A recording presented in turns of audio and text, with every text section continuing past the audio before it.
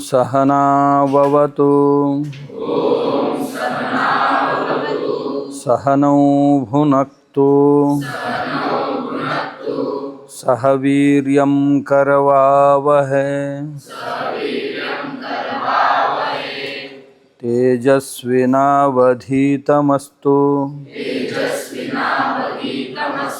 मा विद्विषावहै।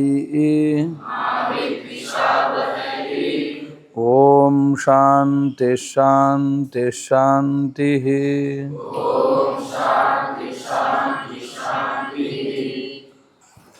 काल आपण काय पाहिलेले होतो?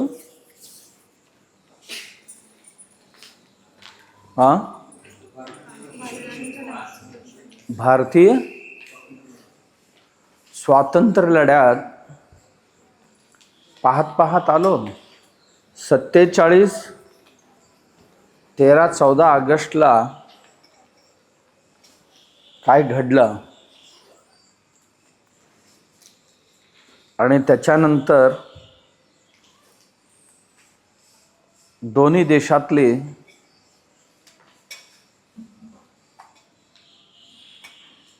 स्वातंत्र्योत्सव कशा पद्धतीने साजरे केले गेले हेही आपण पाहत आहोत.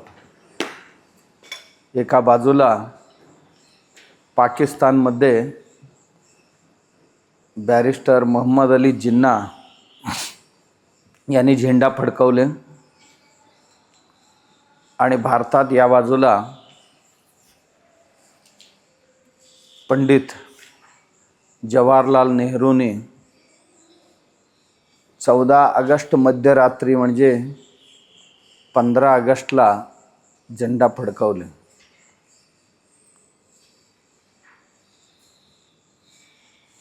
हेही मी आपल्याला सांगत होतो की बॅरिस्टर मोहम्मद अली जिन्नाला भीती वाटत होती, कोणतरी हिंदुत्ववादी कार्यकर्ते आपल्याला मारून टाकतील. याकरता त्याला धैर्य देण्यासाठी स्वतः माउंटबॅटन पाकिस्तानात गेले होते. इथे दंगली सुरू झाल्या. दंगलीचा परिणाम काय काय होत गेले हेही आपण पाहत होतो.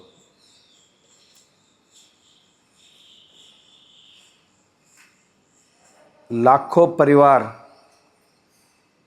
रस्त्यावर आले आणि लाखो परिवार उद्ध्वस्तही झाले. लाखो परिवारातली 25-30 लाख लोक 10-12 दिवसात मारले गेले.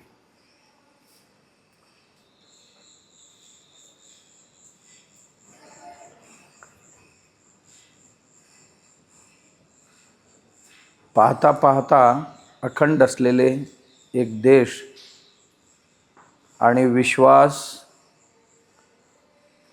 प्रेम प्रीतीने एकत्र राहणारे परिवार एकमेकांचे शत्रू बनले होते, हिंसेवर उतरलेले होते.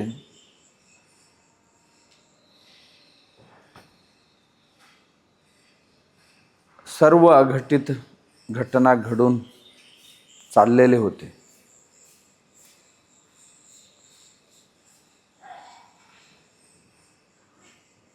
भारतात जे बाहेरून पाकिस्तानातनं आलेले हिंदू बांधव जे होते, रस्त्यावर जिथे जागा मिळेल तिथे आश्रय घेत होते.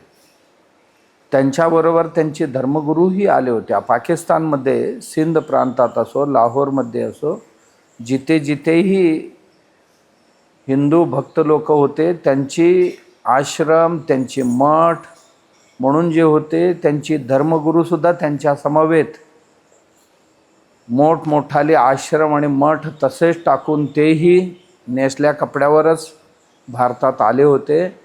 आणि ही जिथेही निर्वासित म्हणून राहत होते तिथे त्यांच्याबरोबर त्यांच्या वास्तव्य होता. आणि ते एकच गोष्ट त्यांच्या भक्तांना सांगत होते, आपण आलो हे ठीक आहे, पण भिकाऱ्यासारखं जीवन आपण अजिबात नाही जगायचं. भारतात आपण आलो, आपल्या देशात आपण आलो, आपल्या बंधुबांधवांच्या समवेत आम्ही आलो, पण कधीही कोणासमोरही हात पसरू नये तुम्ही कोणीही. इथे आला, जिथेही जागा मिळेल, सरकार जिथेही आपल्याला ठेवेल तिथे स्वाभिमानाने जगायचं आणि मिळेल ते छोटी छोटी उद्योग करून आपण आपला प्रपंच थाटायचा आहे आणि कोणी खचून जायचं नाही आहे. ज्या देवाने दिली आणि काढून घेतली आणि तोच देव आम्हाला पुन्हा देईल आणि आपण आपल्या परिश्रमावर विश्वास ठेवूया. अशा पद्धतीने या लोकांसमवेत राहून यांना मार्गदर्शन करत होते.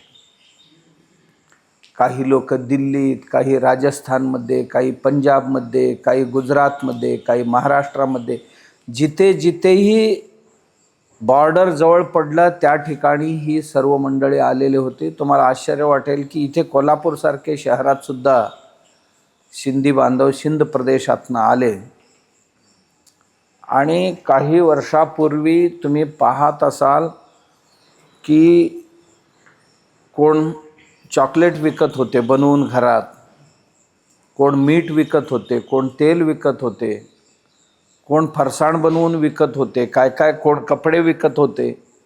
आज ते सर्वही बांधव तुम्हाला गांधीनगर नावाचं इथे प्रांत आहे. मुंबईत गेला तर मुंबईतसुद्धा गांधीनगर नावाचा प्रदेश आहे. जिथे जिथेही राहिले त्यावेळी सरकार नेहरूंचं असल्याकारणाने या लोकांची वास्तव्य स्थानाला गांधीनगरच असं नाव देण्यात आलं. पण आज ते अत्यंत प्रसिद्ध वाणिज्य क्षेत्र बनलेले आहे. खूप मेहनत केले त्या लोकांनी. आणि आम्ही काय होतो आणि कोणाच्या घरात एक राहिला होता, कोणाच्या घरात कोणीच राहिले नव्हते, कोण महिलाच राहिले होत्या, कोणाच्या घरात नुसतं म्हातारेच राहिले होते, कोणाच्या घरात लहान लहान बाळ राहिलेले होते. पण जे होते ते आले आणि आज पुन्हा आपला संसार थाटले आणि स्वाभिमानाची जीवन जगतायत. स्वातंत्र्य प्राप्त झाला.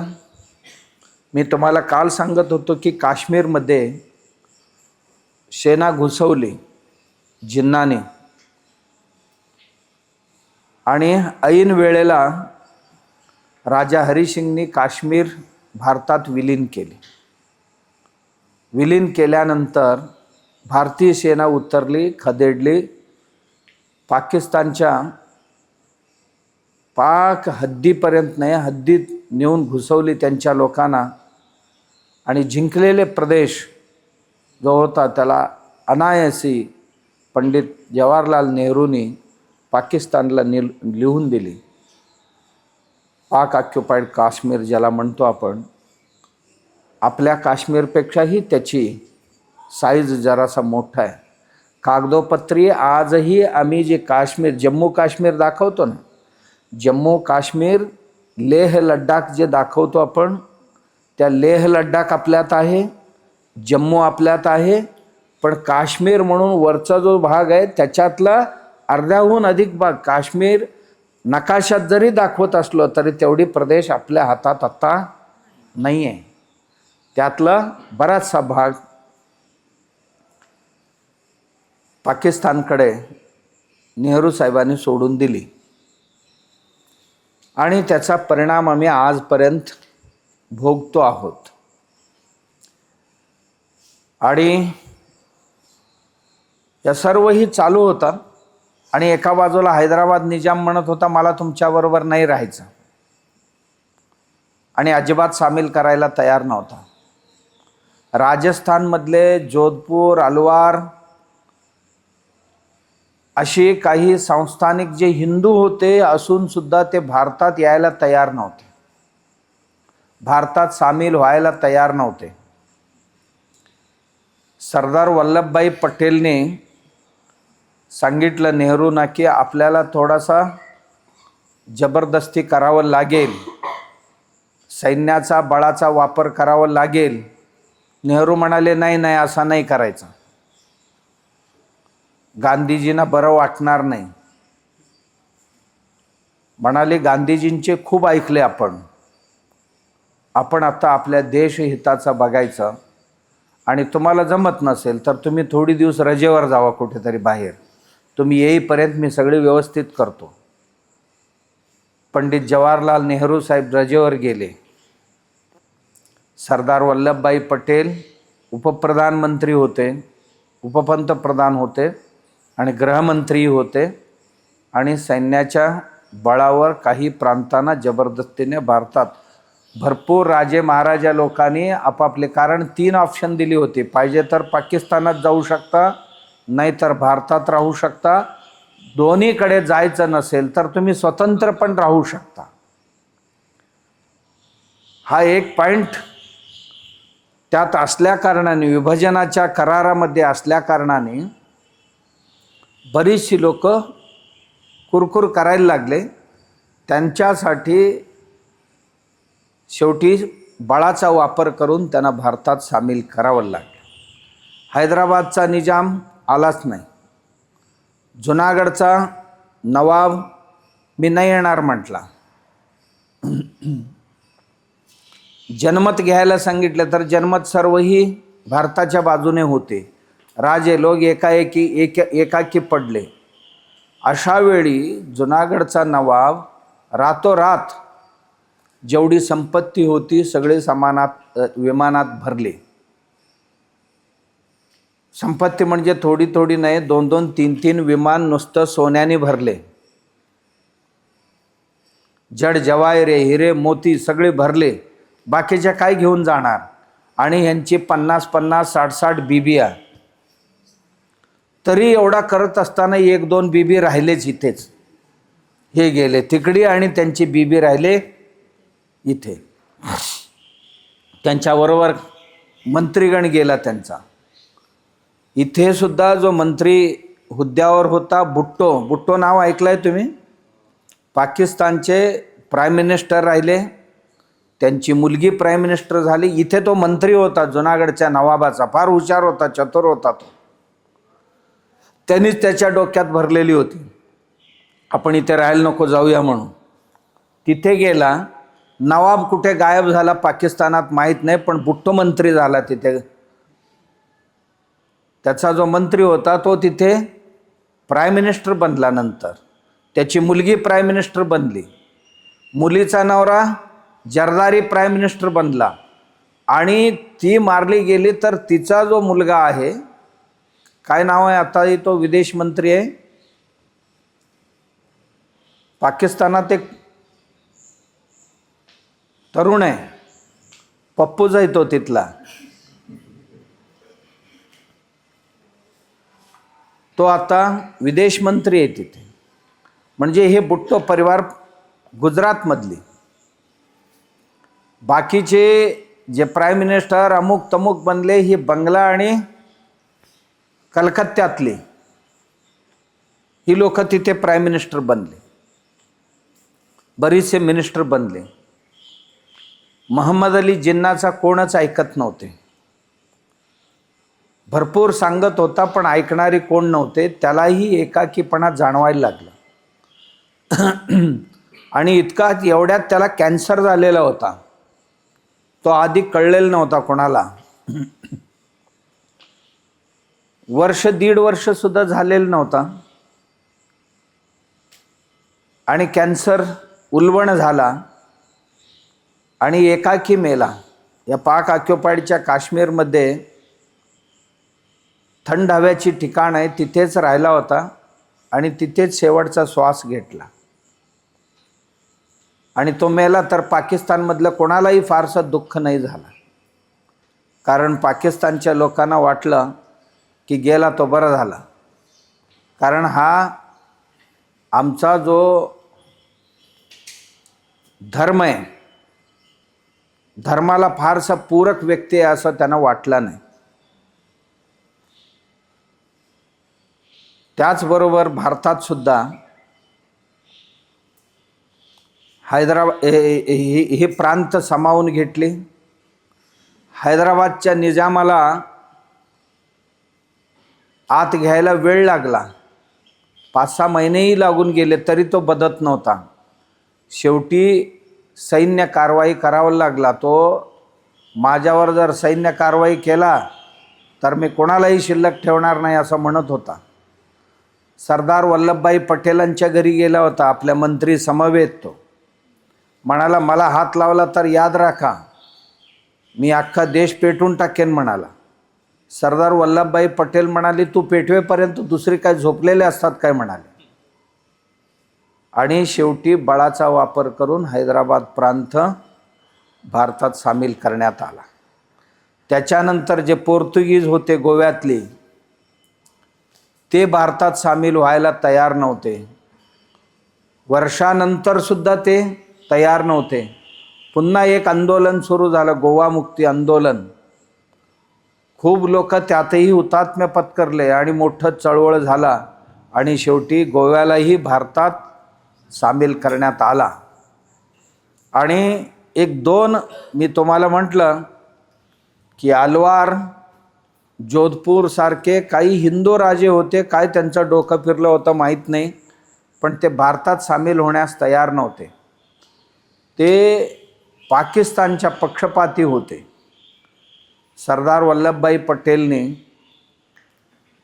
सैन्याचा वापर करून त्यांचाही राज्य भारतात सामील करून घेतले. असे एकूण 565च्या आसपास राजे महाराजे जे होते, काही महाराजे 25 गाव 20 गावांचेच राजे होते, फार मोठे होते अशातलाही भाग नाही आहे. अशातलाही भाग नाही आहे, खूप छोटे छोटे होते.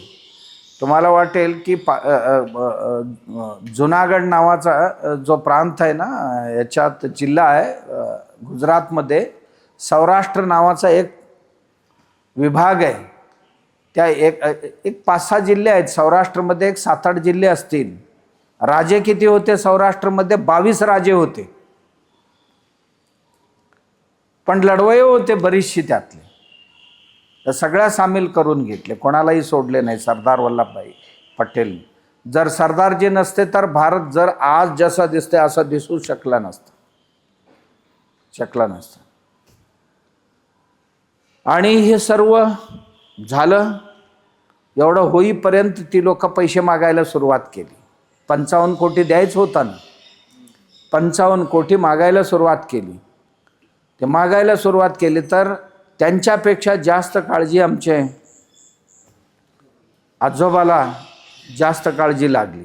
त्यांचे पैसे द्या असा तगादा लावले महात्मा गांधींनी.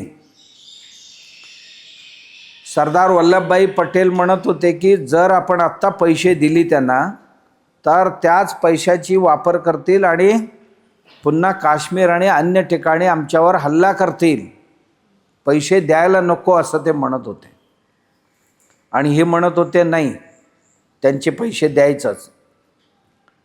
शेवटी वल्लभभाई म्हणाले, आजपर्यंत तुमचं खूप ऐकलेलं आहे, आता नाही देऊ शकणार आम्ही. एक तर आम्ही आत्ताच स्वतंत्र झालो आहे, आम्हालाच पैसे नाही आहे, आम्हीच खूप अडचणींना तोंड देतो. हे बाहेरून आलेले लोक आहेत, यांना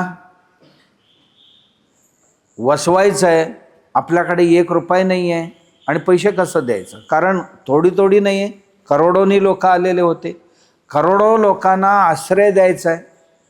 काय राहिले होते? पावसाळ्याची दिवस टेंट लावलेले होते, घासपूस काहीतरी लावून आधार करून त्यात लोक राहत होते. तयार बिल्डिंग तरी काही नव्हते. आणि ह्या लोकांची पुनर्वसनाची, त्याशिवाय हे लोक इकडे आलेले आहेत, काही इकडची लोक तिकडी गेलेले आहेत, यांच्या आस्तीची विल्हेवारी करण्याची काम ही तसाच शिल्लक होता. त्याच्याकरता त्यांच्याकडे एक निर्वासितांचा मंत्रालय आणि भारतात एक निर्वासितांचा मंत्रालय स्वतंत्र उघडण्यात आला की या लोकांची व्यवस्था लावण्यासाठी. यांनी सोडून आलेले आस्ती आहेत, त्याला तरी कोणी जाऊन कोणाच्याही घरात राहिले आणि मालक झाले तिकडे. आमच्या देशात मात्र तसं नाही झालं. सरकारच्या ताब्यात गेली घरं. सरकारने एकाला दिले तर दुसरा नाराज होईल म्हणून ते घरं पाडून ठेवले. त्यांच्या भाऊबंधांनी इथे जे होते त्यांनी कब्जा केले, पण आलेले निर्वासित तसेच राहिले. तिथे जे लाखो करोडो एकर जमीन सोडून आले ते कोणीही मालक झाले त्याचे. जवळजवळ वर्ष 2 वर्ष एकमेकांच्या नातेवाईकांना शोधत होते. त्याच्याकरता सीमा ओलांडून तिकडे गेले की तिकडचे सैनिक पकडून जेलमध्ये टाकत होते, इकडे आले की इकडचे आत टाकत होते. वेडेपिसे झालेले होते लोक. कोणी नाही, आम्ही एकटे कसं राहणार इथे. कोण महिला अबला होते, एकटेच होते. कोण पुरुष एकटाच होता, म्हातारा होता. लहान लहान बाळांना सांभाळायला कोण नव्हते. तरी त्या निर्वासितांच्या शिबिरात हे जे त्यांच्याबरोबर आलेले धर्मगुरू होते आमचे हिंदू, यांनी या बाळांचा संगोपन करण्याकरता त्यांच्यातच आधी स्वतःला जेवायला नाही आहे आणि ह्या पोरांचा सगळ्यांची सांभाळ करायचा. छोटे छोटे बाळ 6 महिन्याची, 4 महिन्याची, वर्षाची बाळ होते. बाळांची आई वडील आज्जा आजी सगळीच निघून गेलेले होते. आणि ह्या सगळ्यांचा सांभाळ कोण करायचा.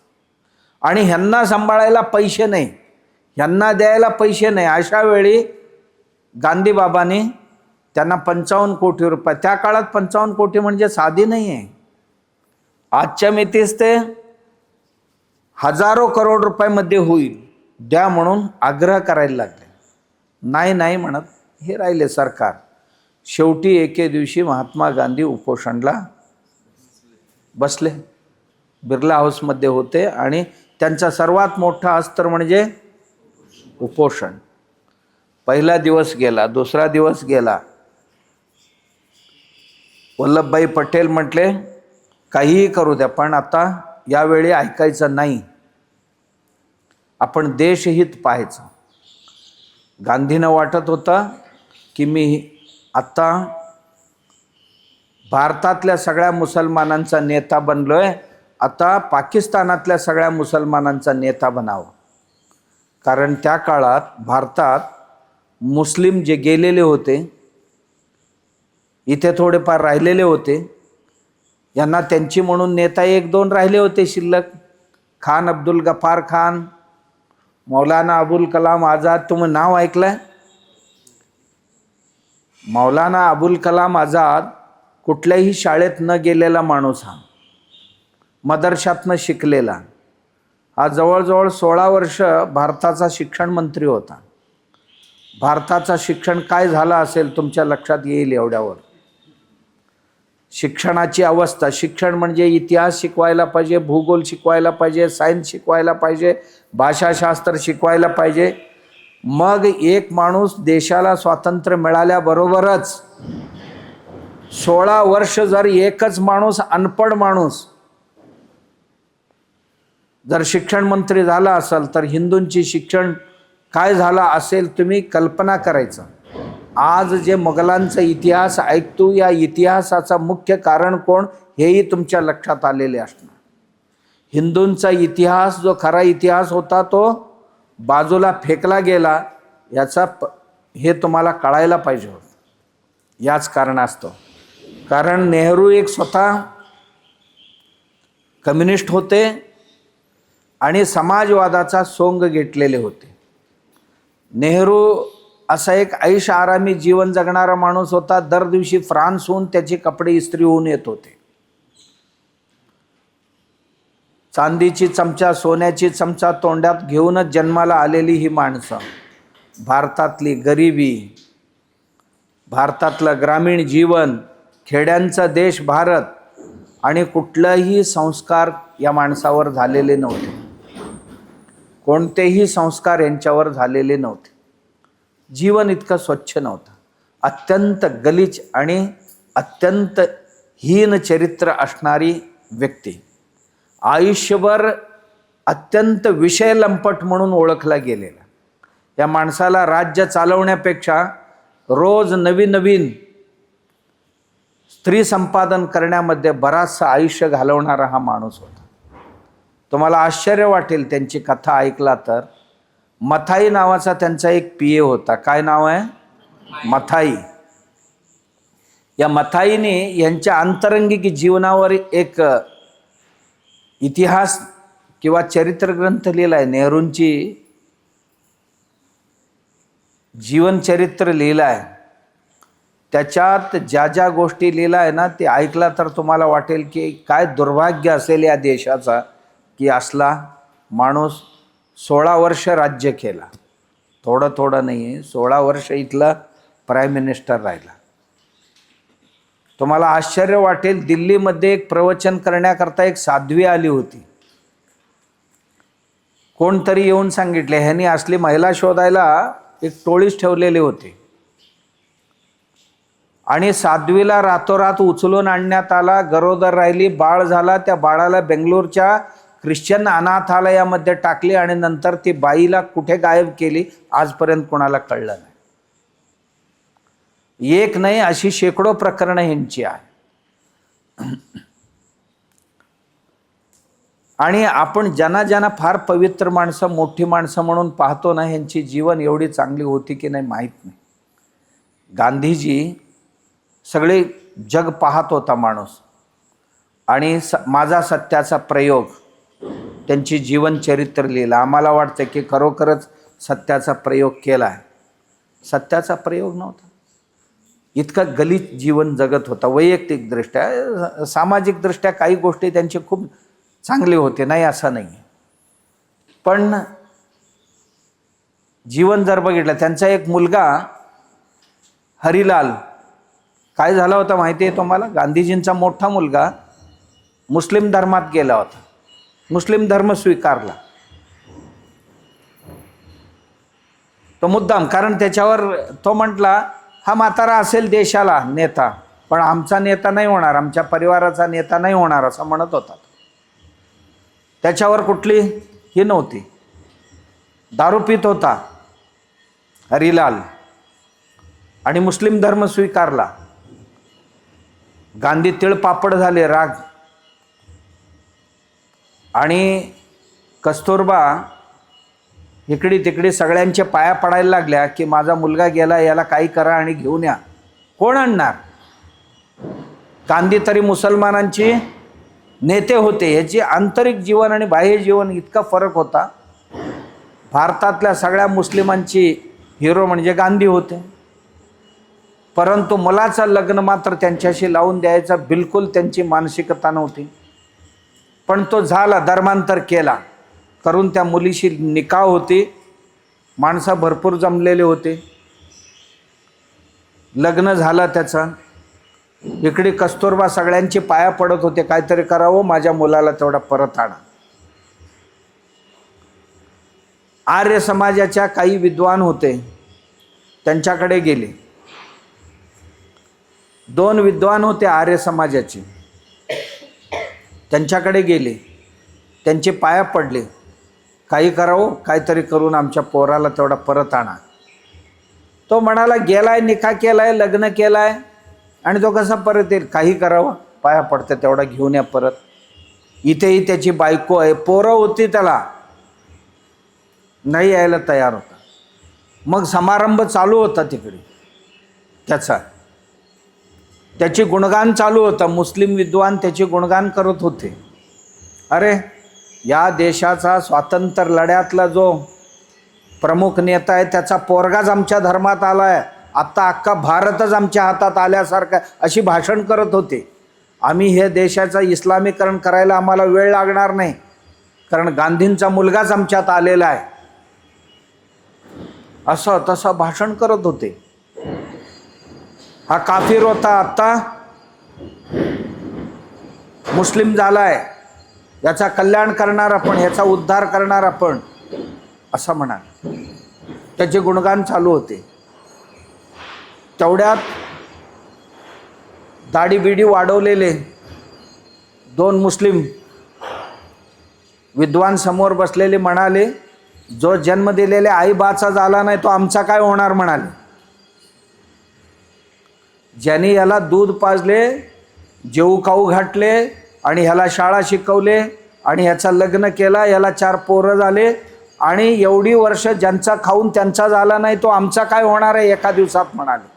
आणि बाकीची लोक सगळ्यांनी टाळ्या वाजवल्या. बरोबर बरोबर आहे म्हणाले, हा काफिर आमचा काय होणार, आणि याला हाकलून काढा म्हणाले तिथले मुस्लिम विद्वान. या हरामखोराला हाकलून काढायचे. आणि निर्णय असा झाला की त्याला हाकलूनच काढले तिथनं. आणि ज्या 2 मुस्लिम हे विषय उचललेले होते ते हळूच ह्याच्याजवळ आले, चल म्हणाले आता तुझ्या घरी पोचवतो. ते मुस्लिम विद्वान नव्हते, ते मुस्लिम धर्मातले हे होते, ते आर्य समाजाचे 2 विद्वान होते ना, तेच होते ते याला आणायला गेलेले. आणि त्याचा लक्षात आला, अरे बापरे ह्यांनी फसवले मला. त्या मुस्लिमांचाही लक्षात नाही आला की हे 2 कोण येऊन बसलेले आहेत, पण ह्याला हकलून काढले होते त्यांनी आणि परत आणलं त्याला. त्याची जीवनकथा फार विचित्र आहे. तो म्हणतो, आमचा बाप देशासाठी वेळ दिला, पोरांसाठी परिवारासाठी कधीच वेळ दिला नाही, म्हणून आम्ही असं झालो, असं स्पष्ट लिहितो.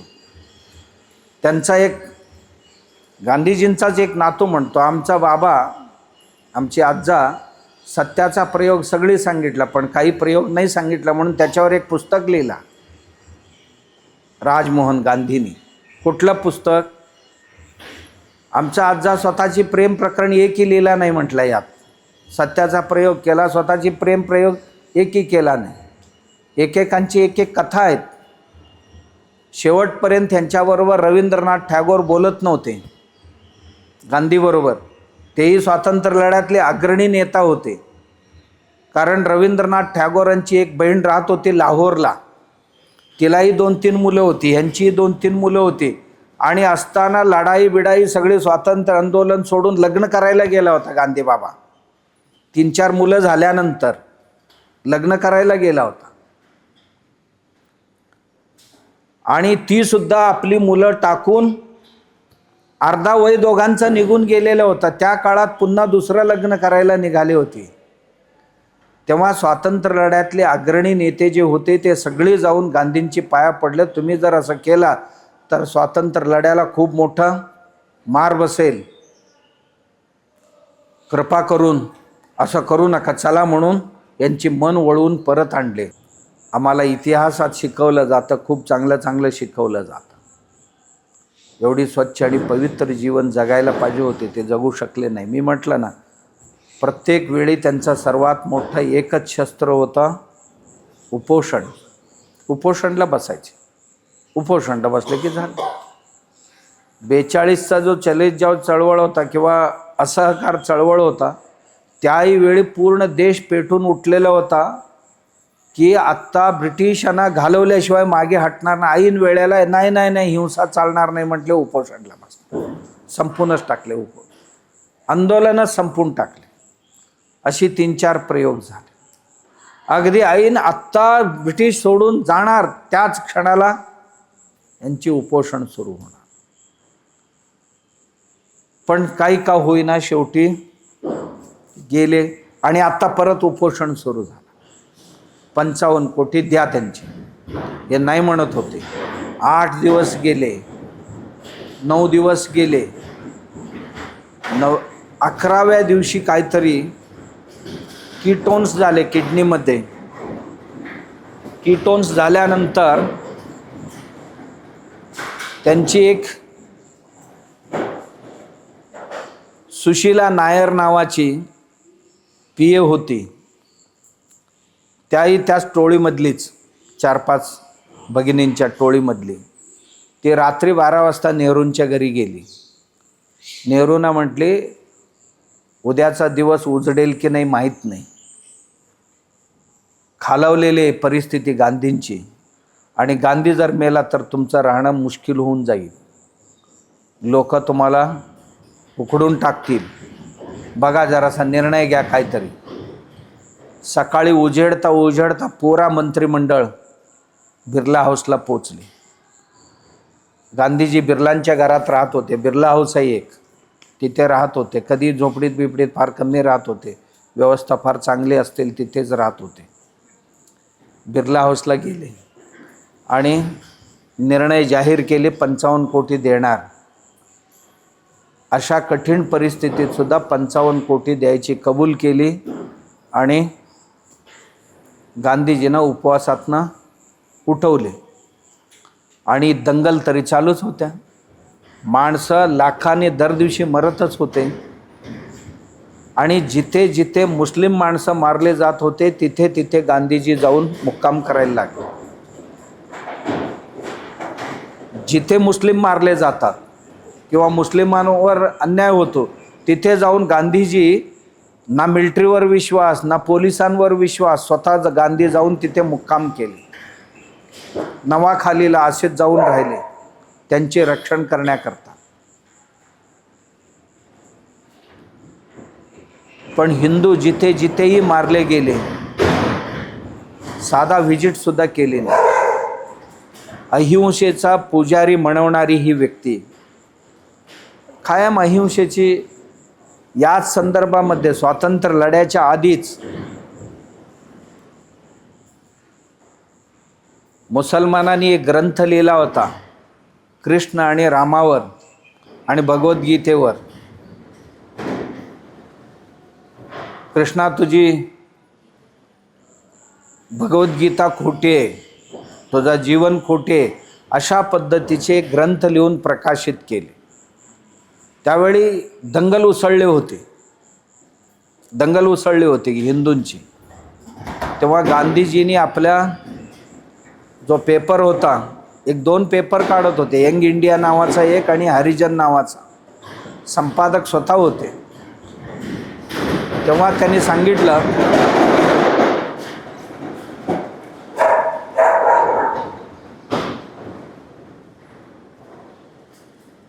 की इथे अभिव्यक्ती स्वातंत्र्य सगळ्यांनाच आहे. त्यांनी त्यांची मत व्यक्त केलेले आहे, तर त्यात चूक काय म्हणाले? त्यांची मत त्यांनी व्यक्त केले, त्यात चूक काय म्हणाले? त्याच वेळेला एका हिंदू विद्वानाने रंगीला रसूल नावाचा एक पुस्तक लिहिला. तुम्हाला नेटवर मिळते आत्ताही. रंगीला रसूल नावाचं एक पुस्तक लिहिल्यावर दंगल उसळली. आणि एवढं झालं की जो गांधीजींनी समर्थन केला होता आधी, की त्यांचा अभिव्यक्ती स्वातंत्र्य, त्यांनी लिहिलेले विचाराला विचारानेच उत्तर द्यायचं असते, हातघाईवर यायचं नसते, मारामारी करायचं नसते, अशा पद्धतीचे लेख लिहिलेले होते. आणि जेव्हा रंगीला रसूल बाहेर आल्यानंतर गांधी म्हणाले अशा पद्धतीने लिहिणं हे योग्य नाही, हे अल्पसंख्याकांवर अन्याय आहे, असं आहे तसं आहे, आणि असा करणाऱ्यांना शिक्षा केली पाहिजे सरकारने. जातीय तेढ निर्माण करतायत ही लोक, यांच्यावर कारवाई केला पाहिजे, असं हरिजनमध्ये अग्रलेख लिहिले. अग्रलेख लिहिल्यानंतर सरकार म्हटले काही करू शकत नाही. काही लोकांनी कोर्टात केस दाखल केली, रिजेक्ट केली कोर्टाने. नाही, त्यांची अभिव्यक्ती स्वातंत्र्य, त्यांनी लिहिलेले असं कोर्ट म्हणाले. त्यावेळी म्हटल्यानंतर त्या माणसाला मारण्याचा लाहोरमध्ये होते, आर्य समाजी होते ते विद्वान महाशय, धर्मपाल महाशय की असा महाशय हे नाव होतं त्यांचं. त्यांचा स्वतःचा प्रिंटिंग प्रेस होता, त्यांनीच छापलेले होते ते. आणि खूप गाजलं ते रंगीला रसूल. मोहम्मद साहेबांच्या जीवनावर आधारित होता. खूप साऱ्या गोष्टी त्यांनी लिहिलेल्या होतं त्यात, की त्यांच्या मित्रांच्या त्यांच्या खास मित्र होते, मित्रांच्या मुलीबरोबर कसं लग्न केले, हे कसं केले, ते कसं केले, असं बरीच काय काय लिहिलेले होते त्यात. किती लग्न केले, काय केले, असं रंगीला रसूल लिहिलं. आणि दंगली भडकल्या तेव्हा. आणि कोर्टात गेले मुस्लिम समाज. कोर्टाने त्यांची अर्ज रिजेक्ट केल्यावर गांधीजींनी पुन्हा एक लेख लिहिला की जर कोर्टाकडून न्याय मिळत नसेल तर आपण स्वतःच न्याय मिळवायला पाहिजे, असं लिहिलं. आणि त्या महाशयांवर 2 वेळ नाही 3 वेळ हल्ला झाले. तर त्या लोकांनी जर कोर्टात न्याय मिळत नसेल तर त्यांनी जे केले ते योग्यच केले, असं आणखीन एक अग्रलेख लिहिले अहिंसेच्या पुजाऱ्यांनी. आणखीन एक लिहिला.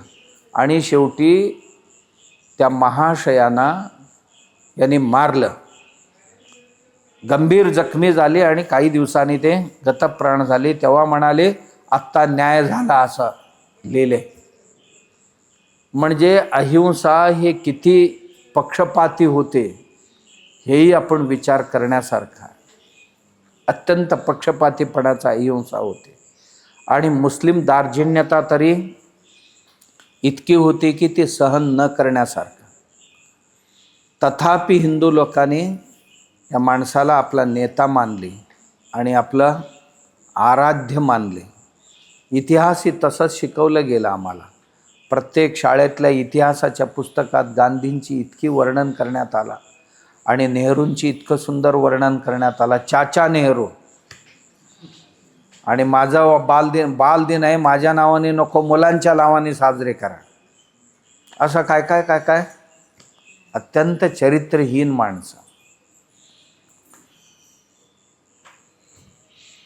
दाखवलं गेलं. आणि मी हे सांगत होतो तुम्हाला की उपवासातनं उठले, 55 कोटी दिल्यानंतर त्यांची इच्छा होती की पाकिस्तानमध्ये जावं. मी 55 कोटी दिले म्हणजे ते लोक खुश झाले, तर आता माझी डिग्री वाढली तिथे, असं त्यांच्या मनात होती. पण बॅरिस्टर जिन्नाने त्याला काय येऊ दिला नाही, विजा दिला नाही. आमच्या देशात अजिबात पाऊल टाकायचं नाही म्हटले. तू इथे आला तर आग लावशील परत, असं त्यांना वाटलं. येऊ दिले नाही त्यांनी. मग इथेच भारतात जिकडी जिकडी जे जे घडत होते त्यात जिथे जिथे मुस्लिम बस्ती होते तिथे जाऊन त्यांची सांत्वना करणं, अमुक करणं, तमुक करणं हे कार्य करत राहिले. पण हिंदूंना मात्र विचारणारी कोणीच नव्हते. कोणी कितीही मेले, काही झाले तर त्यांच्या वस्तीत जाऊन त्यांच्या सांत्वना करणारी कोणी नव्हते इथे. असा हा एकूण स्वातंत्र्याचा प्रवास जवळजवळ 14 ऑगस्ट ते 24 ऑगस्टपर्यंत 47च्या 30 लाख लोक मारली गेली. 30 लाख. तुम्ही कल्पना करा, 30 लाख म्हणजे आजचा एक जिल्हा पुरा खलास झाला. 30 लाख लोकांचा मारण झाला किंवा मारण होम झाला, तेव्हा या देशाला स्वातंत्र्य मिळालं. एवढं होऊन सुद्धा स्वातंत्र्य आल्यानंतर स्वातंत्र्यासाठी लढलेली जे तरुण तरुणी होते, मुलं मुली होते, एकालाही मान सन्मान नाही मिळाला. एकालाही नाही मिळाला. सावरकरांची अवस्था किती वाईट झाली माहिती. कुठेही काही गांधी उपोषणला बसले की पहिला दगड स्वातंत्र्यवीरांच्या घरावर पडायचं. अहिंसेचे जे पुजारी होते त्या पुजाऱ्यांचे कार्यकर्ते सगळे जाऊन दगड मारायचं. आणि गांधींची हत्या झाली त्याही वेळी रक्तबंबाळ करून टाकली. कारण लिहून दिली होती, राजकारणात मी भाग घेणार नाही. राजकारणात भाग घेत नव्हते, सामाजिक कार्यात भाग घेत होते. सावरकर गावोगावी फिरून सांगत होते, मिलिटरीत भरती व्हा, मिलिटरीत भरती व्हा, मिलिटरीत भरती व्हा. स्वातंत्र्य आधी सुद्धा स्वातंत्र्यवीरांच्या डोक्यात एकच होतं की मिलिटरीत जर आपली पोरं भरती झाली, मिलिटरीचे प्रशिक्षण घेतली आणि आज हे पहिल्या दुसऱ्या विश्वयुद्धात गेले, उद्या परत आल्यानंतर ह्या ब्रिटिशांच्या विरोधात लढण्यासाठी मला माझी सैनिक पाहिजे, ही त्यांच्या डोक्यात होती. म्हणून मुलांना आव्हान करत होते, तुम्ही मिलिटरीत व्हा, मिलिटरीत सामील व्हा आणि सैनिक बना. उद्या देशासाठी सैनिक लागणार आहे, या ब्रिटिशांना घालवण्यासाठी सैनिक लागणार आहे. खरोखरच तीच खरी ठरली. कारण मी तुम्हाला सांगितलं ना की 1,00,000-1.5 लाख सैनिक, 80 जहाज, एकात 2-2 हजार, 1,60,000 सैनिक जसं उतरले युद्धातनं परत आलेले आणि ब्रिटिशांची झेंडाच खाली खेचली आणि आपली झेंडा चढवली. सावरकरांनी जे स्वप्न पाहिले होते ती साकार केली त्या मुलाने, तरुणाने. ही वस्तुस्थिती आहे. तर 47चा हा स्वातंत्र्य लढा अशा पद्धतीने होता. आणि मंत्रिमंडळ रचना झाली, कोणाला कुठल्या मंत्रालय मिळाली, कोणाला काय मिळाली. बाबू राजेंद्र प्रसाद राष्ट्रपती बनले आणि दुर्दैवाने वल्लभभाई पटेलसुद्धा फार दिवस नाही राहिले. वल्लभभाई पटेलांच्या अंतिम यात्रेला सुद्धा तुम्ही जायचं नाही असं बाबू राजेंद्र प्रसादला, जे राष्ट्रपती होते, त्यांना नेहरूंचा आदेश होता. राष्ट्रपती होते ते, नाही पटेलांच्या अंत्यविधीला तुम्ही नाही जायला पाहिजे असं सांगत होते. ते म्हणाले माझे राष्ट्रपतीपद गेला तर तू घे बाबा, पण मी जाणार म्हणाले. एवढंच नाही, स्वातंत्र्य मिळाल्यानंतर जे सौराष्ट्रचं सोमनाथ मंदिर बांधलं गेलं, त्या मंदिराच्या उद्घाटनला सुद्धा कोणी सरकारी माणसाने जाऊ नये, राष्ट्रपतींनी जाऊ नये, इतर लोकांनी जाऊ नये असा निर्बंध घालायचा प्रयत्न केला होता नेहरूंनी, पण कोणी थांबले नाही. जाणारे ते गेले. आणि हे मंदिर पुन्हा उभं करू नये अशी नेहरूंची इच्छा होती, पण सरदार वल्लभभाईंनी ते ऐकले नाही. म्हणाले देशाचा अस्मितेचा प्रश्न आहे, परकीय आणि आक्रमणामध्ये आमचं मंदिर उद्ध्वस्त केले, आम्ही आज उभं करणार. आणि तीच नीती राम मंदिराच्या बाबतीत अयोध्येत सुद्धा यांनी राबवलं. आणि इथपर्यंत सांगितलं की राम हा काल्पनिक पुरुष आहे आणि असा कोणी होऊन गेलेच नाही आहे. आणि त्यांचा जन्माचा प्रश्न कुठे येतो आणि जन्मभूमीचा प्रश्न कुठे येतो असा कोर्टात वाद मांडणारे हे नेहरूंचे वारसदार आत्ता जे आहेत हे. आणि राम सेतू वगैरे जे दिसतात सॅटेलाईटमधून त्याचा चित्र दिसते, तिथे प्रचंड प्रमाणात खनिज आहे आणि किमती खनिज आहे तिथे, ती सुद्धा विकून खायला निघाले होते. तेवढ्यात सुप्रीम कोर्टाला त्याचा स्टे घेतले म्हणून राहिले. अशा चित्रविचित्र पद्धतीने वागणारी माणसं एका बाजूला हिंदूंचा देश, हिंदूच इथे परदेशी, अशी अवस्था झाली होती. खूप वर्ष हे चालले. आणि हळूहळू देशात तेव्हा गांधी असताना स्वातंत्र्य मिळाल्याबरोबरच गांधी सांगत होते, काही मंत्रिमंडळातल्या सचिवांना आणि ह्यांना अधिकाऱ्यांना बोलून सांगत होते, बाबा देश हा खेड्यांचा देश आहे, खेड्यांचं मजबूतीकरण झालं पाहिजे आणि खेड्यांचा उद्धार झाला पाहिजे, खेड्यांसाठी तुम्ही योजना बनवा अशी सांगत होते. आणि जाऊन ते लोक नेहरूंना सांगत होते की गांधीजींची इच्छा आहे की खेडे मजबूत बनवायचं. नेहरू म्हणाले त्या म्हाताऱ्याचं डोकं फिरलं आहे, त्याचं अजिबात ऐकू नका, कारण नेहरूंच्या डोक्यात युरोप दिसत होता. आणि हळूहळू छोटी छोटी कुटीर उद्योग जे आहेत ही संपवायचा आणि मोठमोठाले कारखाना उभा करायचा.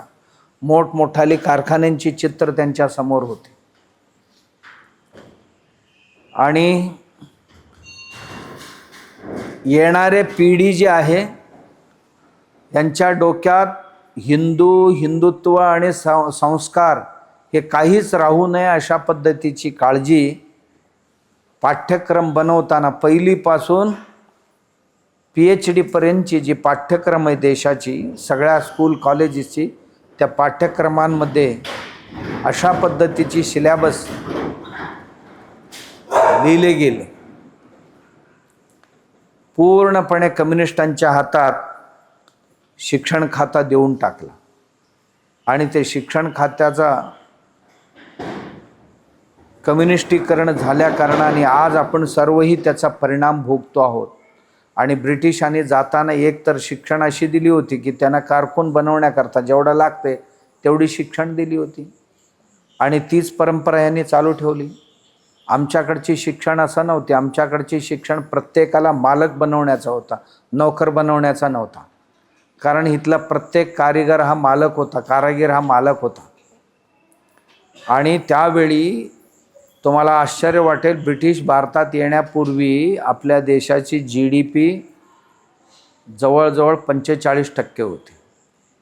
1857ला ते 15%वर आले आणि 47ला ते 0 झाले. 47 नंतर त्याला अर्धा 1% वाढवत आता 6-7%वर आणता नाकी 9 आले. का?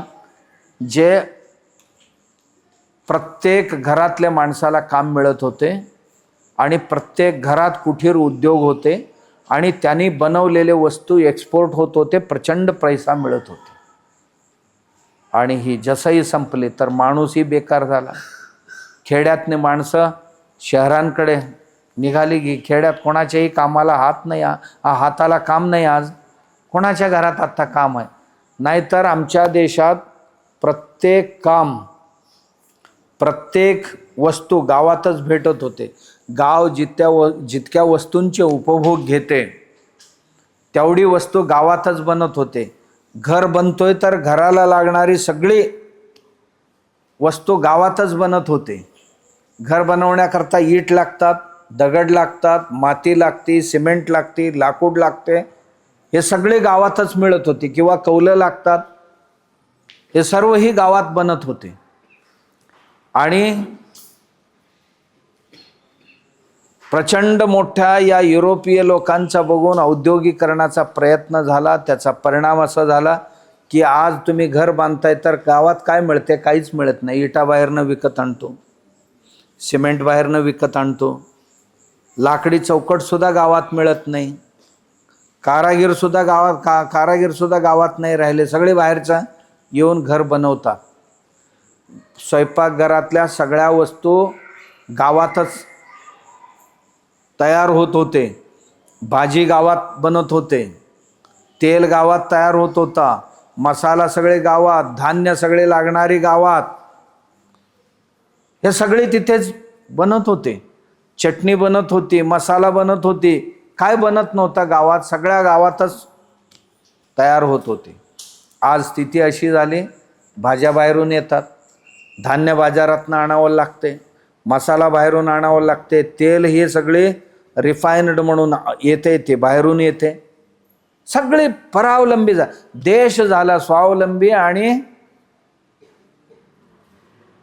वस्तुस्थितीत देश स्वावलंबी झाला पण जनता सगळी परावलंबी झाली. मग ह्याला स्वातंत्र्य म्हणावं का?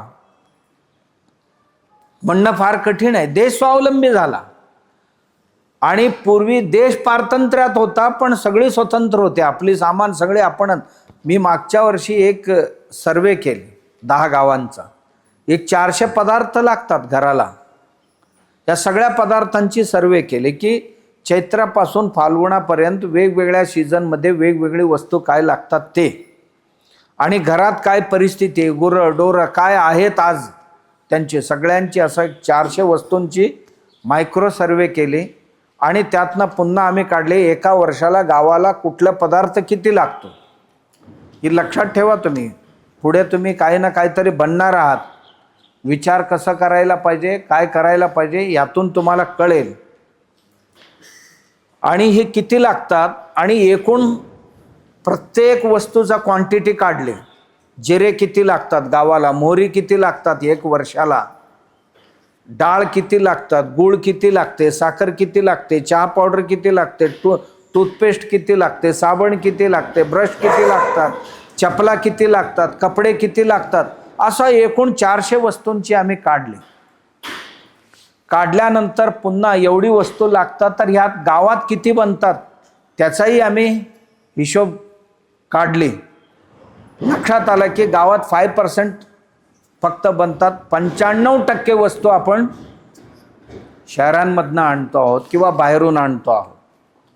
ज्या शहरात काहीही पिकत नाही तिथे हे सगळे बनतात. म्हणजे खेड्यात नाही, पुन्हा जाणार आणि परत येणार. ट्रान्सपोर्टेशन आली, त्याच्यावर टॅक्स आली, त्याच्यावर गोडाऊन आली. त्या सगळ्या गोष्टी घेऊन रुपयाचा वस्तू पुन्हा 10 रुपयाला गावात परत येतो. की आम्ही विचार करत होतो की यातल्या ह्या वस्तू ज्या गावाला लागणारी गरजू वस्तू आहेत, गरजेची वस्तू आहेत, ही गावातच आज पुन्हा निर्माण करता येईल का? बीज गावात नाही आज, खत गावात नाही आज, औषध कुठलेही शेतीची गावात नाही आहे. मग हे सगळे पुन्हा गावात निर्माण केलं तर काय होऊ शकेल? आणि 100 गावांचं एक क्लस्टर बनवून 100 गावांचाच एक देश समजून हे 100 गाव स्वावलंबी कसं बनवता येईल याची आम्ही एक प्रयोग सुरू केलेले. सांगण्याचं तात्पर्य प्रत्येक माणसांच्या हाताला काम मिळायला पाहिजे, आपल्याला लागणारी वस्तू आपणच बनवून घेतली पाहिजे गावाला, अशा पद्धतीचं. ही खरोखर गांधीजी अशा बाबतीत खूप चांगले सतर्क होते आणि ह्याची स्वप्न पाहत होते, परंतु ती स्वप्न साकार होऊ दिली नाही. पण देशाचा सुदैव की दुर्दैव, आपण 70-80 वर्ष काढले आता. मी एवढा सगळी चरित्र देशाचा का सांगितलं की आम्ही आज जे राहतो आहोत, जगतो आहोत, याच्या पाठीमागे हा इतिहास आहे. कोण चुकीचे वागले, कोण बरोबर वागले, हे सर्वही आम्हाला जर समजलं तर भविष्यात आम्ही काय चुका करू नये आणि काय चांगलं केलं पाहिजे हे आमच्या लक्षात राहायला पाहिजे. मी जेव्हा अलेक्झांडरच्या सैन्याचा सांगत होतो तेव्हा आम्ही विचार करायला पाहिजे, आमचीच लोक आमच्या देशाच्या विरोधात भाड्याने लढण्यासाठी गेले होते आणि आजही आम्हीच मंडळी आमच्या देशाच्या विरोधात काम करणाऱ्या कंपन्यांमध्ये नोकरीसाठी जावं की नाही जावं. जी देश, ज्या कंपनीत मी काम करायला जाणार, मल्टीनॅशनल कंपनी आहे, ती कंपनी आमच्या देशाच्या बाजूने आहे की देशाच्या विरुद्ध आहे? कुठल्या देशाची कंपनी आहे? तो देश भारतासंबंधात काय भावना बाळगलेली आहे, त्याची भौतिक आचरण काय आहे, याचा विचार करण्याची गरज आहे. तुम्हाला आश्चर्य वाटेल, परवा एक घटना घडली गेल्या वर्षी. भारतातली काही मुलं बँकॉकला गेली, त्यांना 50-55 लाखाचा पॅकेज मिळाला वर्षाचा की 70 लाखाचा पॅकेज मिळाल्यावर काही मुलं बँकॉकला गेली. गेल्यानंतर त्या मुलांचं अपहरण झालं आणि ते मुलं म्यानमारमध्ये उचलून नेण्यात आला. नेऊन म्यानमारमध्ये त्या मुलांना बसवून त्यांना डोक्याला बंदूक लावून भारतातल्या मोठमोठ्याल्या कंपन्यांची बँक अकाउंट हॅक करायला लावली आणि पैसे काढायला लावले. त्यातला एक मुलगा काही महिन्यानंतर कोणाला तरी पैसे देऊन काहीतरी हे करून निसटला त्यात. तेव्हा आपल्याला कळलं की आपल्या मुलांचा वापर अशा पद्धतीने होतो. अशी खूप साऱ्या प्रकरणं आहेत, आपल्याला कळत नाही की आपण काय करतो आहोत. असा खूप लोक आपले दुरुपयोग करतात की जगण्यासाठी हे सर्व करावं लागते. आम्ही कुठे जातो, काय करतो हे आमच्या लक्षातच येत नाही. हे एक विचित्र रॅकेट आहे. त्यात कसं आम्ही सापडतो आणि देशाच्या विरोधात आम्हाला कसं काम करावं लागतं हे सुद्धा आम्हाला कळत नाही कधी. म्हणून या सगळ्या गोष्टीपासून सावध राहून आपलं जीवनसुद्धा आपल्याला निर्माण करायचं आहे, परंतु आपल्या राष्ट्र आणि आपले धर्म हे सर्वही सुरक्षित ठेवून राष्ट्रहिताला बाधा येणार नाही, आपल्या धर्माला कुठेही भट्टा लागणार नाही, अशा पद्धतीने. का? आमची धर्म एकच आहे जगात, दुसऱ्या देशात आपला धर्म नाही आहे. एकच ते नेपाळ होतं. ते नेपाळ ज्यावेळी भारतात सामील होतो म्हणून नेपाळच्या राजाने एक 47च्या वेळेला आम्हालाही तुमच्यात सामील करून घ्या म्हणून एक पत्र दिला होता. तो आम्ही तुमच्यात सामील व्हायला तयार आहे, आम्हालाही भारताचा अंग बनवून घ्या. आमच्या देशाच्या प्राईम मिनिस्टरने त्यावेळी सांगितले की नको, तुम्ही तिथेच राहा. आणि परिस्थिती अशी झाली की ती आज आपल्याबरोबर नाही आहे, पूर्णपणे भारताच्या विरोधात आहे. नेपाळ, मी नेपाळमध्ये जवळजवळ 1.5 महिना राहिलो होतो. भूकंपाच्या वेळेला गेलो होतो. परिस्थिती अत्यंत वाईट आहे. काही संस्कार नाही, काही नाही. म्हणायला हिंदू आहेत, सगळ्या बायका हे पितात, दारू आणि बिडी ओढतात तिथे अगदी नेहमीच. एकांच्याही घरात बाथरूम नाही आहे. गावचा एक झऱ्याची पाणी आणलेले असतात डोंगरावरनं, तिथे एक छोटीशी हौद बांधलेली असते, तिथे सगळे आंघोळ करतात, पुरुष आणि महिला. आंघोळ करून जाताना पाणी भरून घरी घेऊन जायचं, ही अवस्था आहे. असं असून सुद्धा, आणि भारताच्या बाजूला आहे ती जरासा बरी आहे, मी चीनच्या बॉर्डरवर होतो, जवळजवळ 150 गावामध्ये अन्नछत्र चालवत होतो आम्ही, कारण काही नव्हतं त्यांना खायला त्यावेळी. आणि त्यांचीच पडलेली जुनं घरं त्यातले वासे काढून उभं करून तुम्ही पुन्हा तुमची काहीतरी सरकार तरी काही करू शकत नव्हते. भिकारडे सरकार आहे, ते काय करणार आहे? काही नाही आहे तिथे, द्यायलाही काही नाही, घ्यायलाही काही नाही आहे. अशा वेळी त्यांचीच सामान काढून घेऊन त्यांना आपापली घरं उभं करण्याकरता आम्ही मदत करत होतो. आम्ही 3 संन्यासी गेलो होतो, माझे प्रिय आणि चांगले सहयोगी 2, एक हरियाणातले आणि एक गुजरातची. आम्ही 3घे गेलो होतो, 1.5 महिने राहिलो आणि 3 गाव तिथे वसवायचं ठरवले आणि 130 गावांमध्ये आम्ही त्या अख्ख्या गावाला लागेल तेवढा धान्य पुरवठा करत. कुठेही जाता येत नव्हता. आम्ही पहाटे असं 5 वाजता उठायचो आणि चालायला लागायचो. एक 5-7-10 गावं पायी पोचायचं आणि त्या गावच्या लोकांना सांगायचं, या तुम्ही हे धान्य घ्या, स्वयंपाक करून घ्या, खावा. आणि ती लोकं आमच्याबरोबर येताना घेऊन यायचं आणि पूर्ण सगळ्या वस्तू देऊन त्यांना पाठवायचं. महिन्याला गावाला पुरेल एवढा. आणि दुसऱ्या दिवशी दुसऱ्या गावात जायचं, पायीच जायचं. कुठलाही रस्ता शिल्लक राहिलेली नव्हती. भूकंप झालेला होता. तर त्यावेळी आम्ही सगळी नेपाळची संस्कृती बघितली. काही नाही आहे, एक मंदिरसुद्धा नाही आहे. हिंदूंचा देश, गावात एक मंदिर नाही आणि कुठलेही संस्कार नाही आहे. म्हणायलाच फक्त हिंदू आहेत, बाकी काही नाही आहे. आणि आज तरी परिस्थिती अशी आहे की ते बेंबीच्या देठापासून भारताचा विरोध करतात. आणि तिथे जेवढी शाळा आम्ही बघितले, प्रत्येक शाळेवर भारताचा बोर्ड होता, भारत सरकारने निर्माण केलं. खेडोपाड्यात RCC जेवढी शाळा होती, प्राथमिक शाळा, हायस्कूल, कॉलेज, सगळे भारत सरकारने दिलेले. आणि एम्सचं एक शाखा, all India institute of medical science जे आहे, त्याची एक शाखा काठमांडूमध्ये ते भारत सरकारने बांधून दिलेली आहे. आणि जी मोठमोठाली जेवढी इन्फ्रास्ट्रक्चर आहेत, भारत सरकारने दिलेली आहे. त्यांचा काहीही नाही अजूनसुद्धा. आम्ही विचारलं त्यावेळी, जो सेक्रेटरिएटमध्ये सेक्रेटरी असतो ना, आमच्याकडे सचिव असतात, पगार किती असेल त्यांची? 18,000 रुपये. 2015 मधली घटना सांगतो तुम्हाला. 18,000 रुपये. त्यावेळी आमच्या शिपायांचे पगार 50-60 हजार रुपये होता. त्यांच्यातलं सेक्रेटरी, चीफ सेक्रेटरीला 20,000 रुपये पगार. आणि त्या रुपयाचं किंमत तरी काय? त्यावेळी आम्ही गेलो होतो त्यावेळी 1.5-2 रुपये त्यांची म्हणजे आमची 1 रुपये होत होता, तेही नव्हते. इतका दरिद्र देश. आणि ते एकमेव हिंदू राष्ट्र म्हणत होतो. आणि तिथे जाऊन राहण्यासारखं काय नाही आहे. काय कमी जास्त झाले तर आजचा इथलं हिंदू जाणार कुठे? कुठेही नाही जाऊ शकत. तो इथेच मरायला पाहिजे. कुठल्याही देशात हिंदू नाही आहे, तो इथेच मरायला पाहिजे, अशी अवस्था आहे. म्हणून आपला धर्म, आपली देश सुरक्षित राहण्याकरता प्रत्येक व्यक्तीची जबाबदारी काय आहे, ती जबाबदारी ओळखून आपण वागलं पाहिजे.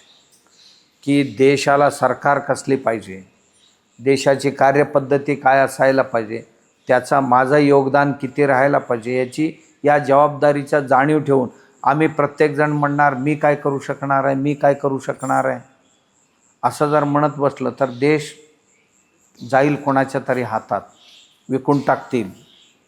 यासाठी आपण एक सुज्ञ नागरिक म्हणून आणि एक धर्मप्रिय आणि देशप्रिय नागरिक म्हणून व्यवहार करणं अत्यंत आवश्यक आहे. आणि अशा पद्धतीने आपण कराल अशी अपेक्षा व्यक्त करतो आणि थांबतो. आणखीन ह्यात काय प्रश्न असतील तर तुम्ही विचारू शकता. थोडा वेळ झाले नाही झाली, वेळ झाली. एक बोललो. भारताचा संविधान धर्मनिरपेक्ष संविधान म्हणून लिहिले. हे धर्मनिरपेक्ष बाबासाहेबांनी लिहिलेले संविधानात नव्हता. नंतर इंदिरा गांधींनी हे सेक्युलर नावाचा एक शब्द त्याला जोडून टाकले. इथे कोणीही राहू शकतो, कसेही राहू शकतो. पूर्वी धर्मांतर करणं हा गुन्हा होता, आज गुन्हा नाही. त्याला आवडत असेल तर तो काहीही करू शकतो, कारण धर्मनिरपेक्ष संविधान आहे आपल्या देशाची.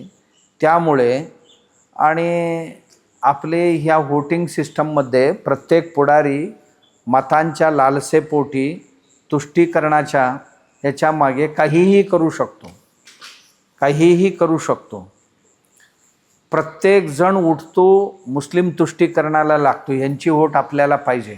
आमची हिंदूंचे काही मिळतात, हे डिवाईड होतात, अर्धा त्याला अर्धा याला होतात. जादा वोट म्हणजे त्यांची एक गट्टा आपल्याला मत मिळावं. ख्रिश्चन आहे, छोटासा घटक आहे, यांची 1% मतदान आपल्याला मिळावं, या हेतूने ही लोक त्यांच्या तुष्टीकरणाकरताच प्रयत्न करतात. बघा, गावात एखाद्या धर्मांतराची घटना घडली आणि त्याच्याकरता काही संघर्ष झाला तर फोन कुठून येतो? फार वरून फोन येतो, त्या लोकांना त्रास देऊ नका, ह्या लोकांना त्रास देऊ नका असं. आणि एखादा हिंदू कोण सापडला तर त्याला फोनसुद्धा कोण करत नाही. ते कशाला करायला गेला होता, तुला कोणी करायला सांगितले होते, असं म्हटलं जातं. म्हणून ही वाढत गेली. पण आता ती परिस्थिती नाही राहिली. आता ठीक आहे. आपण गेल्या काही वर्षांमध्ये इथेच तुम्ही जिथे बसलाय याच ठिकाणी 25,000 परिवार जे गेलेले होते ख्रिश्चन धर्मात, ते परत आणले आपण इथे हिंदू धर्मात. आणि दरवर्षी त्या सर्व आमचे जे बांधव गेलेले होते ते परत आले. त्या 25,000 घरांना दरवर्षी आपल्या मठातले संन्यासी जाऊन भेटी देतात, त्यांच्या घरी भजन आरती पूजन करून प्रसाद करून येतात. का? त्या सगळ्यांना मी विनंती केली की आम्हाला जेवढा अधिकार आहे तेवढा अधिकार तुमचाही आहे या मठावर. या मठात असा कुठली जाती पंथ भेद मानले जात नाही. गावात असतील तर जातीभेद ही निश्चित चांगले नाही आहे. कुठल्याही सभ्य समाजाला जातीभेद कधीही वर काढू शकत नाही आहे. म्हणून आम्ही केवळ एकच सांगायला पाहिजे की आम्ही हिंदू आहोत. किंवा तुम्हाला सांगायचंच असेल तर आपला गोत्र सांगावं, जात कोणी सांगू नये. समजलं? गोत्र कशी असते, त्या गोत्रामध्ये सगळ्या जाती असतात.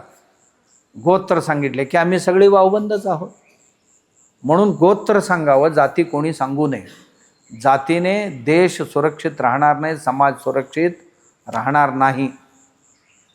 म्हणून आज वातावरण हळूहळू बदलत चाललेले आहे आणि अनेको राज्यांमध्ये धर्मांतर बंदी कायदा यायला लागलेले आहे. मध्य प्रदेशमध्ये आली, हरियाणामध्ये आलेले आहे, राजस्थानमध्ये आलेले आहे आणि महाराष्ट्रात सुद्धा कायदा पास झाला. जर धर्मांतर करून गेला आणि सरकारी सुविधा भोगायला लागला तर त्याचा ताबडतोब सगळे रद्द होणार, तो घरी जाणार. सुविधा सगळी सरकारची बंद होणार.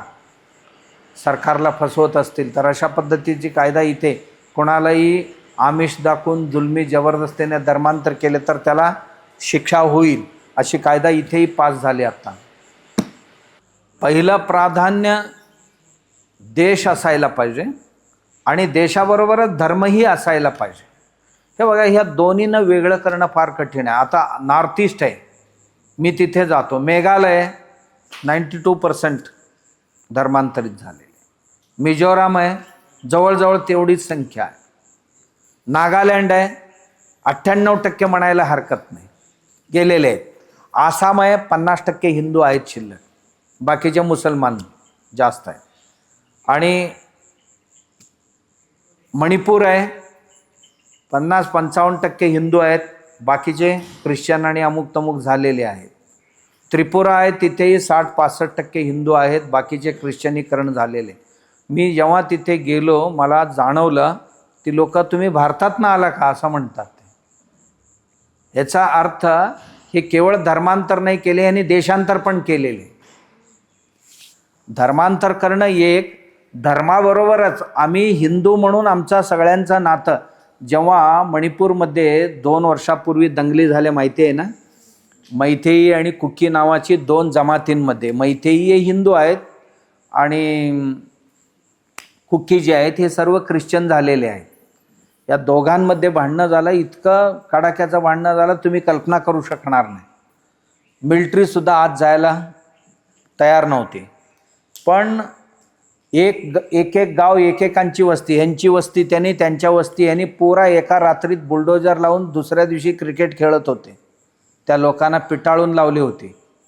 अशा वेळी आम्ही आपल्या लोकांना मदत करायचं म्हणून गेलो. गेल्यावर तिथल्या लोकांनी आम्हाला सांगितले, तुम्ही आलात कशाला इथे? नाही, आम्ही मदत करण्यासाठी. कारण मी पेपरमध्ये वाचलेलं होतो, जी लोक आहेत त्यांना खायला अन्न नाही आहे, केळीची जी झाडं आहेत, बुंदे आहेत, ती कापून त्याची शिजवून ती केळीची झाडं खायला लागलेत लोक, ही अवस्था आहे. तर आपण आपल्या हातून जेवढं होईल तेवढं करूया म्हणून आम्ही दोघे तिघे जण स्वामीजींना घेऊन गेलो. गुजरातचे होते, त्यांना घेऊन गेलो. तर ते म्हणाले, तुम्हाला काय करायचं आहे? निर्वासितांचे शिबिर आहे इथे मणिपूरमध्ये, इम्फालला, इथेच करा म्हणाले. तिथे तरी केली आहे. मी म्हटलं मला आतमध्ये जायचं आहे, राज्यपालांची परवानगी काढा म्हटले. मी राज्यपालांकडे गेलो. राज्यपाल म्हटले, स्वामीजी आम्ही तरी परवानगी देऊ शकत नाही, जर आत गेला त्यांनी मारून बिरून टाकले तुम्हाला. आज ते कोणावरही विश्वास ठेवत नाही, ना मैत्रीही ठेवत ना कुकी ठेवत. तुम्ही गेला आणि मारून टाकलं तर काय करायचं? त्यामुळे आम्ही परवानगी देत नाही. जाणार असाल तर स्वतःच्या जबाबदारीने जाऊ शकता. मग आम्ही तिथे काही माझे नेहमीचे काही समाजसेवी संस्था आहेत, नेहमी ते इथे येतात, मी तिथे जातो, तेव्हा त्यांना मी पुढे केला. ते गेले, तिथे जाऊन रस्ता बनवले जाण्याकरता. बाबा आपण या रस्त्याने जाऊया कमी. आता आम्ही ह्याच्यापासून एक 50 किलोमीटर आत, 50 किलोमीटर आत जाणं म्हणजे दिव्य. गेलो. गेल्यानंतर धान्य सगळे आम्ही ट्रक घेऊनच गेलो होतो. एका परिवाराला 1 महिन्याला पुरेल असा काडीपेटी, मिठापासून सगळे धान्य आणि भाज्या सगळी एक किट केला होता आम्ही. एक परिवाराला नाही म्हटलं तरी 50-60 किलोचा एक किट बनवलं होतं आम्ही. आणि ती द्यायला खाली उतरवत होतो तेव्हा त्यातले 1-4 माणसं आले, तुम्ही कुठून आलाय? म्हटलं आम्ही इथूनच आलो आहे. नाही, इथून म्हणजे मी म्हटलं महाराष्ट्रातून आलो. आणि ते म्हटले, कुठल्या पार्टीकडनं आलाय? मी म्हटलं कुठल्या पार्ट्या बिरट्या काही नाही आमचा, आम्ही हिंदू आहोत, हिंदूंच्या मदतीसाठी किंवा मानवीयतेच्या दृष्टीने आम्ही मदत करण्यासाठी आलो. ते होते त्यांची उग्रवादी, प्रत्येक गावात आहेत तिथे उग्रवादी, 30-32 टोळ्या आहेत त्यांची तिथे. जसं गँग असतात त्यांची 30-32 गँग आहेत, त्यातल्या प्रत्येक गावात असतात, पुरुष महिला तुम्ही ओळखू शकणार नाही. कारण मी पाहिलेलं होतं त्यांना. आम्ही ज्या सेंट्रल युनिव्हर्सिटीमध्ये राहिलो ते VC माझे फार जवळचे आहेत, ते इथे येतात, मी जातो तिथे. आणि तिथे आम्ही बसलेलो होतो गप्पा गोष्टी करत. तेवढ्यात 1-2 पोलीस गाड्या आल्या आणि आतमध्ये गेल्या. युनिव्हर्सिटीच्या ऑफिसमध्ये सगळ्यांना एकत्र केले, स्टाफला, आणि सगळ्यांना काय सांगायचं सांगितले आणि ते निघून गेले. निघून गेल्यावर VC मला म्हणाले, स्वामीजी आलेले हे पोलीस नाही आहे, पोलिसांच्या ड्रेसमधनं आलेले हे सर्व उग्रवादी आहेत. त्यांनी सांगितले, महिना अखेरला तुमच्या पगारातला एवढी % आम्हाला जमा करायचं, तुम्ही नाही केला तर एकही जिवंत राहणार नाही तुम्ही, असं धमकी देऊन गेले ते. आणि अशा ह्याच्यात आम्हाला जायचं होता.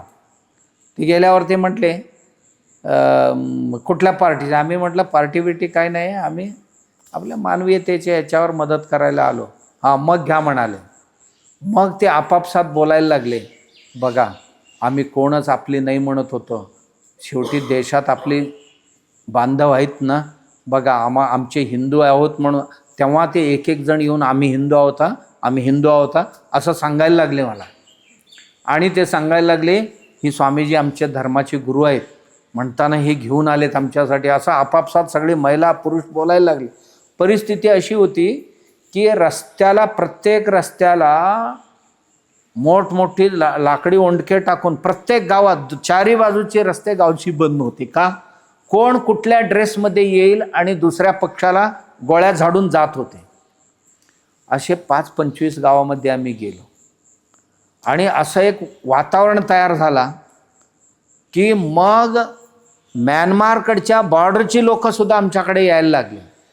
स्वामीजी काही करावं, आमच्याकडे थोडंसं ही मदत पाठवायला पाहिजे.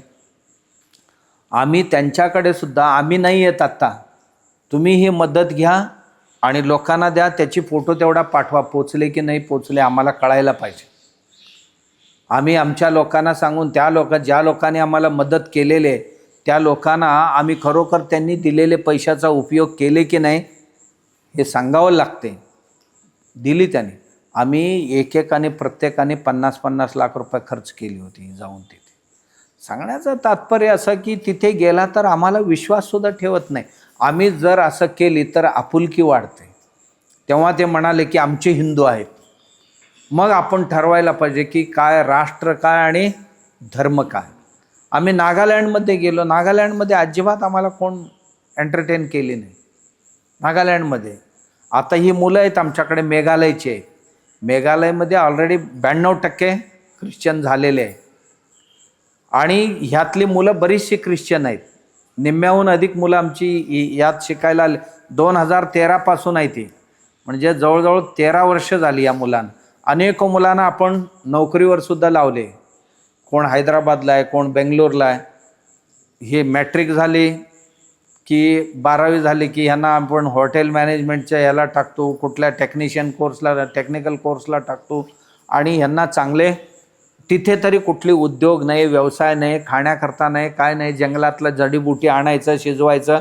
सरकार एक माणशी 500 ग्रॅम तांदूळ देते, 5 रुपये देते दिवसाला, ते खाऊन राहतात. दुसरा काही उद्योग नाही, व्यवसाय नाही. पण सगळी ख्रिश्चन आहेत एवढं नक्की. तिथे गेलात तर तुम्हाला भारतात ना आलात का असं म्हणतात ते.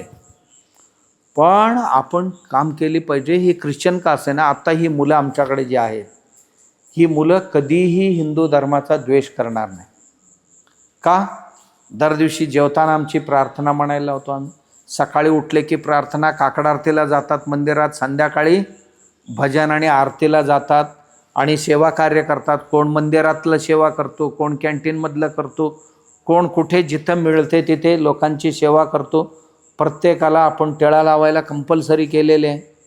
कपडे देतो, भोजन देतो आणि त्यांचा खर्च सर्व आपण पाहतो. आणि कॉलेज कंप्लीट करून स्वतःच्या पायावर उभा राहतील नोकरीला लावून यांना घरी पाठवतो काही लोकांनी. आणि ही माणसं एवढा माणुसकीचा वागणूक दिल्यानंतर ही माणसं कधी आपल्या धर्माचा विरोध करते. भले ख्रिश्चन आहेत. आत्ता तिथनं लोक आले ते म्हणायला लागले, तिथली लोक, स्वामीजी इथे तुम्ही आमच्या मुलांना आणण्यापेक्षा आमच्या इथे शाळा उघडाना म्हणायला लागले. तिथे हिंदू संस्थांना शाळा उघडू देत नाही, उघडूच देत नाही. तिथे मिशनरी स्कूल आहेत फक्त आणि सरकारी शाळा.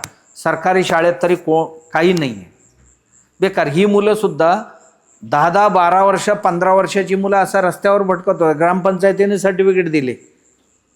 किती? 15 वर्ष आहे, मग 6 आणि अधिक 7 किंवा 6 आणि अधिक 9 म्हणजे हा 9वीला आहे असं.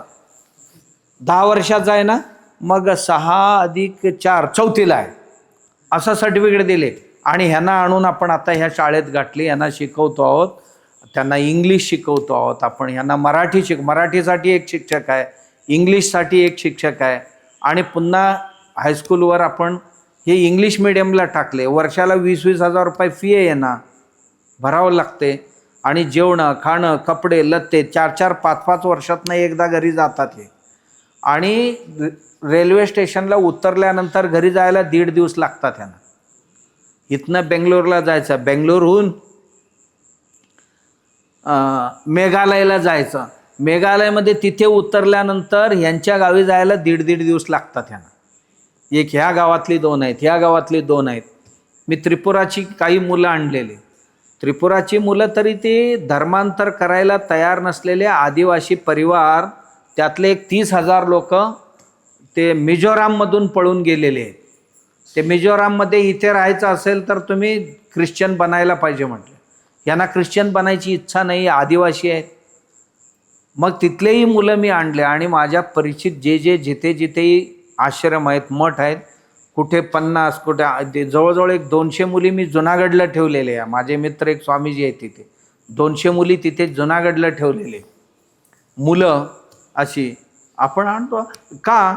की आपण काही वर्ष केल्यानंतर ह्याला वेळ लागेल. ही मुलं जेव्हा तिथे जातील तेव्हा निश्चितच वातावरण बदलेल, की हिंदूंना अनुकूल असं वातावरण. तिथे सुद्धा काही भारतीय आपल्या इथले देशातले काही संस्था आहेत, संघाचीच RSSची की वनवासी कल्याण केंद्र म्हणून आहे, त्यांची हजारो आश्रमशाळा आहेत, त्या नॉर्थ ईस्टमध्ये सुद्धा त्यांची आहे.